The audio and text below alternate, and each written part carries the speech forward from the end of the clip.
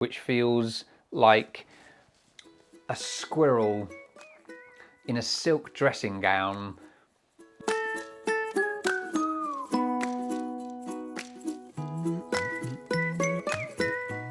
And so the part 2 of this Birkenstock unboxing is for slippers.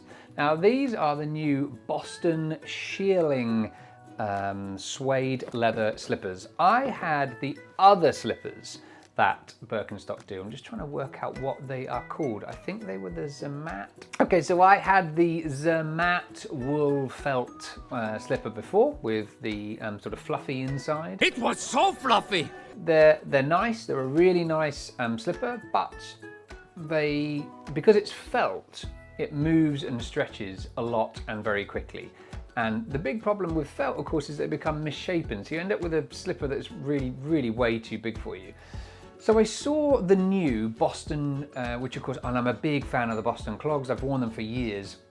And I thought, what a brilliant idea to have Boston clogs, but as a slipper with this shearling. This is Birkenstock call this fluffy inside, the shearling style, which I kind of feel soft and woolly, but I absolutely think it's synthetic. These are the midnight blue ones. They come in a number of different colors, but I really love midnight blue. And what I liked about midnight blue is when you've got an 8-month-old puppy that brings mud in and treads all over your feet, and the house isn't perhaps as clean as you would like it to be because of said 8-month-old puppy, you see the mud and dirt a little bit less. What's really nice is a very lightly damp cloth. You can just wipe these off. So I was a little worried about this, I have to say. The idea of clogs as slippers makes me think, because you know, the Birkenstock clogs, they need wearing in. You absolutely wear them for short periods of time in the house first, get the footbed sort of adjusted, break in the leather. You absolutely don't want to be doing long journeys like I did the first time in a pair of Birkenstocks and come back with your feet shred to tatters. Never do that. These, I gotta say, these are the best slippers I've ever had in my life. The problem with slippers that I find, and I'm a big slipper fan, I'm an indoor shoe and an outdoor shoe kind of guy, right? Not that everybody in this house agrees with that principle. Is that a thing? Is it just me, you know, that you don't wear outdoor shoes indoors? Like if you know, I get if you sort of run in and think, oh gosh, I need to get something quick and then run back out again, that's fine. But generally, just wandering around the house, in and out, all of the different rooms with trainers and stuff, are you that? Let me know in the comments. Is the indoor shoe, outdoor shoe a thing? Or is that, you know, is it just me? So I like the idea of a nice sturdy slipper.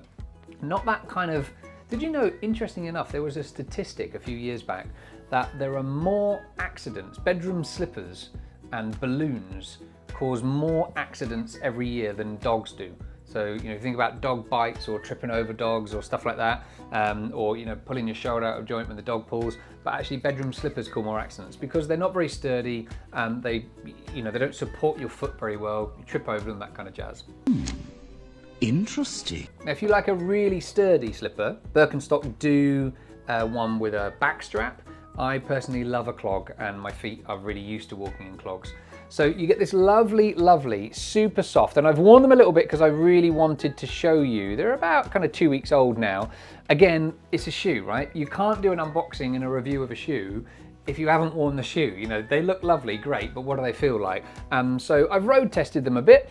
I will say that they size up quite small because of this really lovely, fluffy inside, which feels like a squirrel in a silk dressing gown rolling around melted chocolate on a chilly day with the sounds of birds in the background, right? So they're really, really, really, really soft inside. Because of the shearling inside, it makes the shoe size smaller. So I went for my regular size, which is an EU 45, so I think that's a 10.5, I think, in English language. But actually what happens is the shearling sort of obviously makes the shoe smaller, so I've ended up kind of rubbing away. Can you see this? The back of the footbed, just here where the heel is it catches a little bit a lot.